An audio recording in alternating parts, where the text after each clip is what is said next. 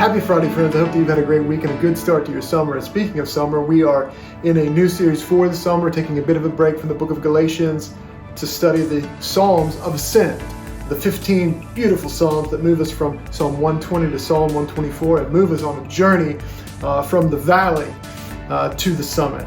And so last week we saw in Psalm 120 that this journey through the Psalms of Ascent begins with the psalmist in the valley of affliction or in the swale of suffering. And we noted last week that that's not where it's going to end. In fact, in multiple ways, in multiple movements, it's going to take us on a journey to safety and security at the summit in Jerusalem, on Mount Zion, with our God, in His presence and at peace with Him. So that's the journey we're going to take. But last week, let's just be reminded of where we started. There in Psalm 120, it was difficult. It was a space of great difficulty for the psalmist as he had experienced slander and also just the general fatigue of life inside a broken world.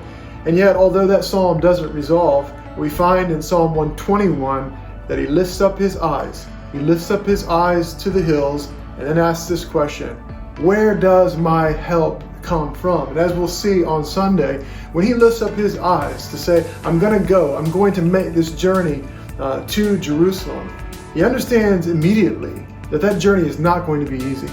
In fact, it's going to be very difficult.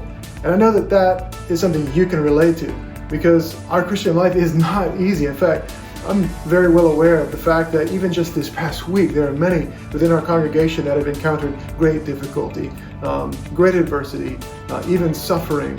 And so it's really important, and I am really hopeful to open up the Word of God on Sunday to provide all of us and our hearts with a measure of hope that as we lift up our eyes to the hills, as we understand that this road is going to be long and hard and arduous, we have help.